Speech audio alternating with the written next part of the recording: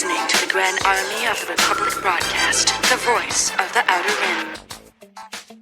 Paramount had an idea for a syndicated show, but it really was more or less a group of space cadets running an enterprise. And I said, I just couldn't do that, but let me think about it. And Gene said, go to hell. Lower Decks is possibly one of the worst additions to the Star Trek franchise yet, piling it on top of all the other Star Trek media, which I can hardly call Star Trek. I know people talk shit about Voyager and Enterprise, but at least despite their flaws, they were still Star Trek, and from time to time, they could tell a well-written story. Star Trek Lower Decks was a show no one wanted.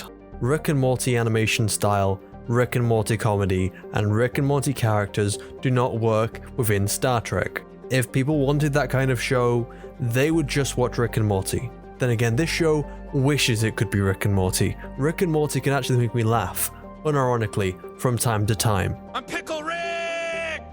Just none of that. The first joke of the show has already been shown within the promotional material. Are you pretending to do a captain's log? Is this supposed to be funny? Is this supposed to be subverting our expectations of expecting to follow the bridge crew? You can't subvert someone's expectation if that's already what they were expecting. We've already seen the promotional material for this show. This part is kind of a funny example of why all the Star Trek shows focus on the bridge crew, because they are far more interesting, and I'd prefer to follow these characters and see what their deal is, instead of following these characters. They are extremely irritating. And having these kinds of characters as your main protagonists also doesn't work within a Star Trek show. There is a trend within comedy shows to try and belittle the main protagonists as much as possible. This is because belittling your characters can be seen as funny when framed within the right joke. However, this is taken to an extreme within this show. Not only are they the lowest ranks on the ship, they are on the lower decks, doing the worst jobs, on a pathetic ship, and these characters even belittle themselves within their own actions. They even go as far as showing their speciality to be second contact. Our specialty is second contact. Still pretty important. We get all the paperwork signed, make sure we're spelling the name of the planet right. Which is already a stupid thing within itself, and another way of demeaning the characters. More than the story already does, mind you. When you demean your characters to this extent, it is very difficult to take them seriously. It starts to break your suspension of disbelief, and if we can't take these characters seriously, then why should we care about them at all? An actual show which manages to pull this off well is Red Dwarf, a British sci-fi comedy which started airing in 1988 on BBC Two. We follow the main characters, Lister and Rimmer, as they are set up in the first episode to be the lowest ranks on the ship Red Dwarf. It's true you know about Rimmer. You rank below all four of those service robots, even the one that's gone absolutely mad. Whose demeaning tasks are things like fixing the chicken soup vending machine, which, if you think about it, is kind of another connection to Lower Decks as they repair replicators spewing out hot bananas. Another connection I realised later was that the two main characters in the show, one of them is obsessed with rules and regulations and also trying to climb up higher into the ranks, while the other is perfectly happy disobeying the rules, slobbing around, and doesn't care about rank. Who could that possibly remind you of? Your officers are overrated. They're always like stressed out and just yelling about directives. So why does Red Dwarf work as a comedy, and why does Lower Decks fall on its face? Red Dwarf has the advantage because it's not building off an existing franchise like Star Trek. It allows for more freedom on what the writers can do and get away with because it doesn't have to fit within the existing material. Lower Decks is trying to do everything it can to not be Star Trek while also carrying the Star Trek name. It's a contradiction. Star Trek was never designed to be a comedy, and there is no reason to make it a comedy. There's no point trying to transform something into something it's not, and was never meant to be in the first place. For science fiction, you establish a framework, you establish the rules. Now you got to be honest in those rules. You can't just do anything you want to because it's science fiction. Otherwise, it doesn't become particularly believable. Red Dwarf, for starters, has a very different style of comedy. Lower Decks is trying to be very wacky. Their jokes are extremely shallow. look how pathetic they are or how wacky they are, and that is the entire joke. Whereas Red Dwarf actually has setup for their jokes. There is a logical through line you can follow, and there is a cause and effect which makes it much more enjoyable as a comedy than just they're screaming because she cut his leg, or it's funny because he's being sucked by a spider. Or at least Red Dwarf used to be a good show. Not sure it's like that now. In the opening, Mariner is just drunk. From the start, it's kind of obvious Mariner is just supposed to be the Rick stand-in, while Boimler is the Morty stand-in. All the time, the show just likes to keep reinforcing how much better she is than him. She even keeps showing him up and belittling him all the time. I'm pretending to do a captain's log, but not quite as impressed with myself as this little rascal over here. Yes, I'm very complicated, thank you. This is Boimler's hidey closet, where he pretends to be a captain like a big boy. This is not a good tour! Oh yeah, then what time is it? And don't check, because if she doesn't have time, then you should know what time it is. Otherwise, you're just trying to sound important. Wow, does he get to go up there a lot? Nah, just whenever someone spills a drink or something. You've been on what? 4 planets? 5, if you include Vulcan. Of course I don't include stupid Vulcan. You may as well count Earth. I was counting Earth. Since you can't think for yourself, how about you follow my lead? I am always right. Take them off now. Okay, there we go, man. Yeah. See? I told you it'd be okay. My bones. You'll be fine. But I'm naked. I mean, you might be... better than you in every single way. I promise you, there are so many more examples. Going back to the intro, if this was any other Star Trek show, Mariner would be punished for attacking a fellow Starfleet officer, but after the intro, there is no repercussions for this. In fact, you could cut the entire intro out and you wouldn't lose anything from the story. There is no point to it being here. The show likes to constantly present Mariner in the right and Boimler in the wrong. In the story, he's just a square snitch who doesn't know anything, despite the fact Mariner is the character in the wrong. She's an alcoholic with illegal contraband, she attacks a fellow officer, she belittles Boimler at every chance she gets, and she is insufferable. She illegally gives away Federation technology to a civilization, which apparently hasn't invented hoes and shovels, and then gets Boimler into this situation. These bloody pig people don't even look like they fit into Star Trek. Why are they here? You have no idea how much I want to give up right now. This show is just so goddamn awful. Next we move on to Ensign Tendi. Yeah, I came here to get a couple chicken tendies after school. Who the fuck makes these names? Oh god, that doesn't look good. That's some very bad toon-shaded CGI. First, it makes no sense that she's an Orion. It's not impossible to have an Orion in Starfleet. We have Nog and we have Worf, but there is no characteristics of her being an Orion. Orions are very different to other species. They sell their own people. Only the women. Orion females are known for their extreme appetites, their innate skills. It's a highly potent pheromone. When exposed to human males, it accelerates the metabolism, causing aggression and ultimately a form of delusion. The Orions? Women aboard the ship have also been affected. I've received an increasing number of complaints about headaches and listlessness.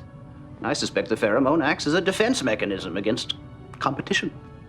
Dr. Phlox believes that prolonged exposure to your pheromones makes men delusional and extremely vulnerable to suggestion. Yes, Captain, you've been operating under a misconception. It is the men who are the slaves, not the women. Growing up in the Orion Syndicate and the biological elements of being an Orion female would make her very different, but the way her character is in the show, you could make her a human officer and nothing would change, other that she wouldn't be green. If you made Nog or Worf human, they would be very different characters. Her only character trait is that she's very excitable. Oh my gosh, I've never worked with commanders before. All the time. Thank you so much. And can I just say that I'm really honored? It did? And the show thinks this is funny. I got to hold a heart! No clue why the show thinks this is funny. This show is extremely painful. For me. But what if I forget to map it? Just kill me now, just kill me now, just kill me now, just kill me now. While I was looking through some of the footage of the show, I realized Mariner is shooting herself in the hand. Why is she doing this? Fuck this show. The next character is Rutherford, who is a cyborg. Now, there's a lot of problems with this character. First, why does he have brain cybernetics? Remember when they made human-looking cybernetic eyes? This is bloody Star Trek, for God's sake. The only reason he's like this is so he can be really quirky. The only thing we're really told about these cybernetics is that they're Vulcan, and that's why they're suppressing his emotions. But why would Vulcans create cybernetics for humans that forced them to become logical and quirky. There were problems with having brain cybernetics, but nothing like this. Why are all the lower decks characters living in a big hallway? You know how big these ships are in comparison to the actual crew complement? Everyone has their own fucking quarters. Star Trek is a utopia. Even Ensign fucking Kim had his own quarters. There is no reason why they should be living under these conditions. Then they go to the holodeck, and I'm not even sure there's supposed to be a Star Wars reference or not. What is this? What does it do? It's coarse, rough, and irritating. And it gets everywhere and gives you a rash. You get a rash from sand? But I really don't care. I don't like sand. So the first officer gets bitten by a mosquito and the predictable happens. There's an infection. However, I was not expecting a fucking zombie rage virus in Star Trek. A fucking zombie rage virus. So everyone randomly pulls a phaser out their ass in the mess hall. Why are they all armed in the mess hall? Who fucking knows? Someone brought a virus back from the planet. This is happening all over the ship. What the fuck? What do you mean it's happening all over the ship? We only see one guy infected and the decks are separated. There's only one way to get to each deck and it's by the turbo lift or the Jeffries tubes. And I doubt that's how the zombies get around. The ships are also equipped with force fields that could very easily isolate the infection. For my own mental well-being, I'm gonna skip all of the story because it's giving me a fucking huge headache. But if you really want to watch this show, by all means, watch away, unless you're living outside the US, because CBS couldn't find anyone to distribute internationally, possibly after these two failures. Stun it, we'll just stun it. No, that could spoil the milk. Spoil what milk? These guys probably milk it. Please don't phaser her, it'll spoil the milk. Yeah, so they also have spider milk now. An EFAP meme. Well done. What the hell is it with milking things these days?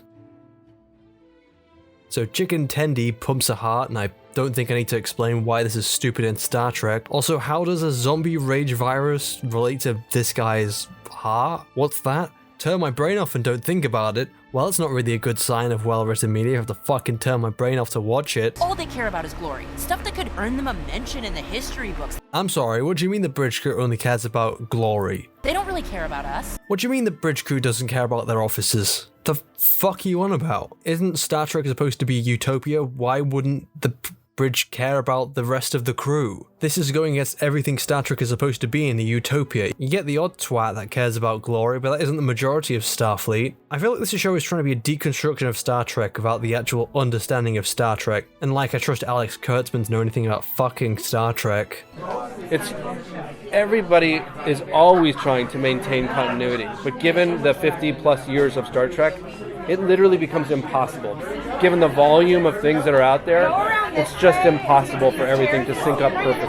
A literal impossibility to maintain continuity. Given the 50 plus years of Star Trek, it literally becomes impossible. Fuck off. What about Mariner? Did she follow protocol? Yeah, I think so. We spent the whole day just adjusting the subspace comm array. This says you came back covered in bite marks wearing an alien frock. But she had nothing to do with that? You know, I don't remember much. Nothing insubordinate? Not that I saw. But a lie of a mission is still a lie. The first duty of every Starfleet officer is to the truth, whether it's scientific truth, or historical truth, or personal truth. It is the guiding principle on which Starfleet is based. Now, if you can't find it within yourself to stand up and tell the truth about what happened, you don't deserve to wear that uniform. And so the show likes to keep going against the message of Star Trek. I am far too tired of this shit. I'm really happy it's nearly over. I have skipped so much just so I can fucking finish this video and get on with my life, because my brain hurts. I honestly have no idea why someone made this show. It's a terrible show. It is probably the furthest away from Star Trek you could possibly get. What's the point in making a Star Trek show if it's not going to be Star Trek? If you want to go out and make a Rick and Morty show, then go out and make a Rick and Morty show. No one's stopping you. I'm not going to review these episodes individually. This gave me such a fucking headache. And for what I can see of the next time trailer, it's not looking good for the rest of the season. And goddamn, I'm not kidding about my head hurting. Please like and subscribe, watch me on the smudcast and Lit Dad's Morning Nonsense, support me on Patreon and all that shit. I have to go now. Where the fuck's my alcohol? Michael Piller had great respect for the integrity of the universe. He understood that this isn't just silly science fiction, that Star Trek is a period piece. It's an invented period, but you need to observe the traditions and the continuity and the styles. And he immersed himself in it. And I think that's one of the reasons why why he did such a good job.